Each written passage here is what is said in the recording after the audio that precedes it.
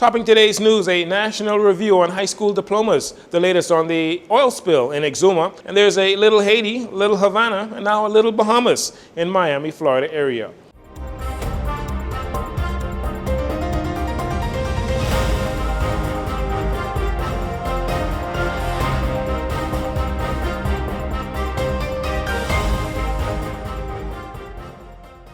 Good evening, Bahamas. I'm Jareno Saunders. This is your JCN Evening News. Thanks for joining us.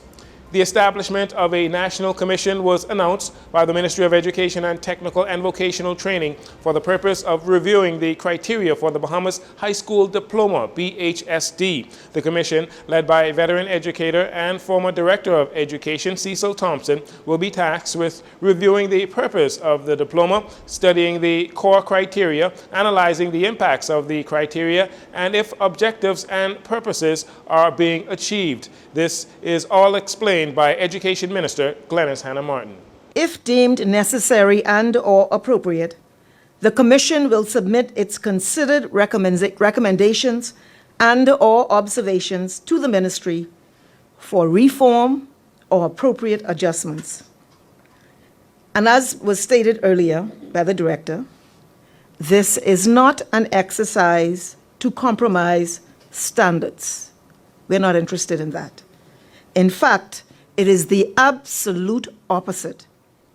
The underlying purpose of this commission is to ensure that the prevailing criteria maintains relevancy and are an accurate reflection of student attainment in light of progressive trends and evolving strategies in education, and in consideration of educational research and policy to ensure that our high school diploma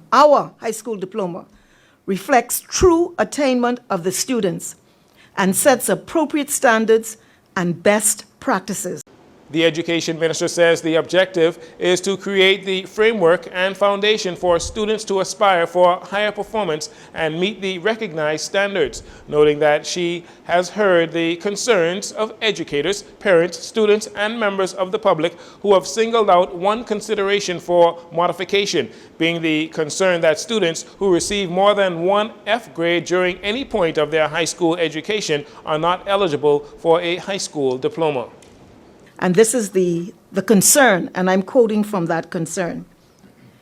And I quote, "If a student attains more than one F grade, he or she is unable to recover, therefore is excluded as a diploma candidate.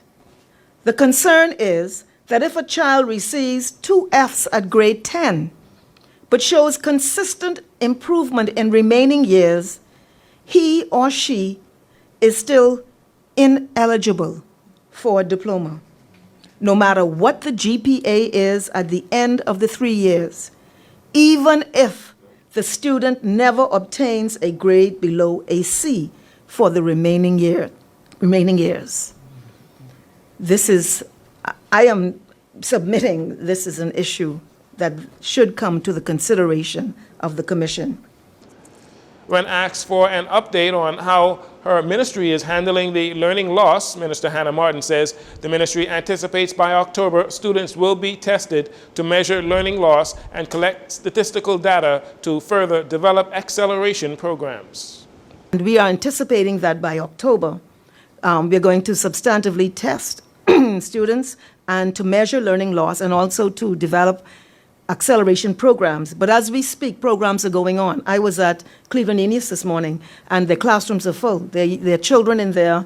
They're learning. They're getting freshman classes. I saw a grade 1 class doing reading, and many of them, I'm told, did not have preschool backgrounds, and so it's become sort of a real task for the teachers. But work is underway as we speak to address the fallout. Minister Martin underlined that the current criteria has remained intact other than having to adjust to the COVID-19 pandemic. When asked about what is being done to help high school students being affected now, Minister Hannah Martin says during this summer, those students may participate in the credit recovery program. Chief Justice Sir Brian Maury and the University of the Bahamas President Dr. Rodney Smith signing a memorandum of understanding between the Bahamas Judiciary Education Institute and the University of the Bahamas to strengthen collaboration and the relationship between the two. This will also promote greater access to judicial education. Dr. Smith says the signing is a significant step on the university's road to progress and transformation. This will catalyze increased avenues for education, for research, for expanding the base of knowledge and knowledge sharing, and fostering a deeper understanding of some of the most pivotal issues impacting the sustainable development of our country. As I've been reiterating throughout my presidency, UB has a mission that is inextricably linked to the national development. We have a sacred responsibility to help steer the paradigm shift that elevates the Bahamian society and prepares our citizens to help move the country forward. And we continue to do so through the development of people and partnerships that advance our progress as an academy and a nation. Under this agreement, the university will work closely with the Bahamas Judiciary Education Institute to impact critical areas, including providing professional development opportunities for judicial officers and faculty, as well as staff and student conducting research.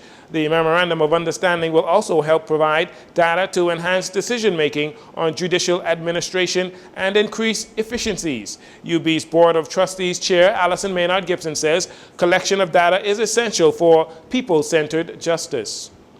Facilitating colloquia and other platforms for discussions that promote civic responsibility and fostering a better understanding of a myriad of issues, from access to justice and human rights to sexual offenses and human trafficking.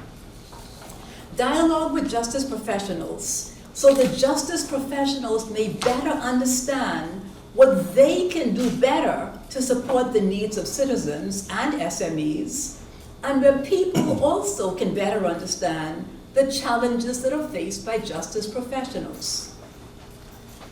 The collaboration and cooperation being solidified here today, the first of its kind in the Bahamas between higher education and the Bahamian judiciary, will promote our national commitment, as stated in our Constitution, to the rule of law and the protection of fundamental rights and freedoms of the individual.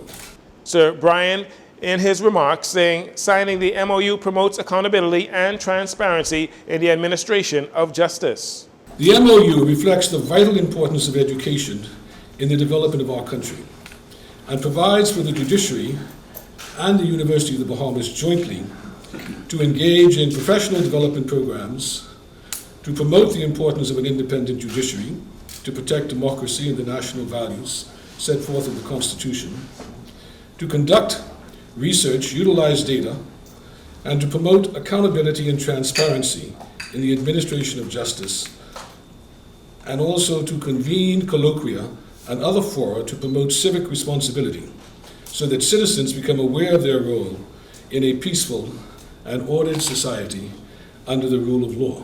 The Chief Justice says it is his expectation that the activities under the Memorandum of Understanding will result in increased learning and teaching initiatives between the judiciary and the University of the Bahamas. Major progress has been made as the diesel spill near the harbor in Georgetown, Exuma is now considered 95% removed. 35,000 gallons of diesel spilled into the waters in mainland Exuma between Tuesday evening and Wednesday morning, July 19th to the 20th. Director of the Department of Environmental Protection and Planning, Dr. Rihanna Neely Murphy, in giving an update Friday morning at the office of the Prime Minister's weekly press briefing, said it is expected there would be total removal of the diesel by the end of the day.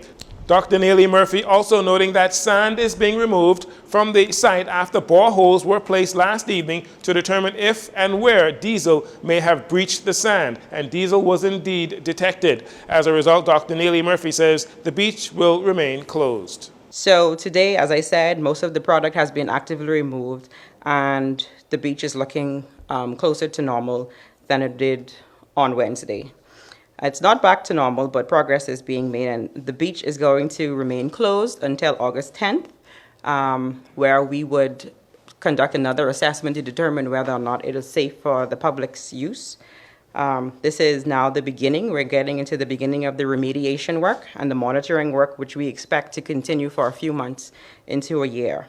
The oil spill occurred during a Bahamas Power and Light BPL refueling exercise. BPL was expecting 115,000 gallons of fuel, but only received 79,000 gallons. According to Dr. Neely Murphy, sometime during the exercise, the supply hose from the contracted vessel Mount Arabia began to leak. The vessel was contracted by Sun Oil Limited. Asked about consequences for those responsible for the spill, Dr. Neely Murphy says although she is uncertain of the cost of financial damages, the government is currently seeking legal counsel from the Office of the Attorney General in regards to pursuing damages. We're looking into the government's options with respect to damages and liability, and once those investigations have been complete, then the advice will be to pursue damages, yes. So according to the legislation, there are options for just illegal discharge. So there are fines. The Sun Oil and the companies involved would have to pay for any and all remediation activities that the government would have paid for up until this point, and those moving into the future. So those would be court matters. These, at this time, I think the AG is here, but these are not arrestable offenses, not at this point. So we will be looking to go to court. A wide strip of land in Miami's oldest neighborhood has been formally designated Little Bahamas of Coconut Grove, a recognition of the historically black enclave settled by Bahamians in the 19th century, even before Miami was incorporated as a city. Miami commissioners voted on Tuesday, July 19th, to mark the area's cultural and historical importance with the designation. The naming of the neighborhood comes at a time when the West Grove is under pressure from regentrification that threatens to displace longtime residents, including descendants of Bahamian settlers. According to the resolution, the boundaries for Little Bahamas of Coconut Grove include McDonald Street to the east, Bird Avenue and U.S. Highway No. 1 to the north, Brooker Street and Ambrista Park to the west, and Franklin Avenue to the south. U.S. Representative Frederica Wilson told the commission she was proud to support the resolution. As a Bahamian American, she said she felt it was important to give the area's heritage and the descendants of Miami's pioneers the distinction they deserve. We'll take a break here, and we'll be right back after these commercials.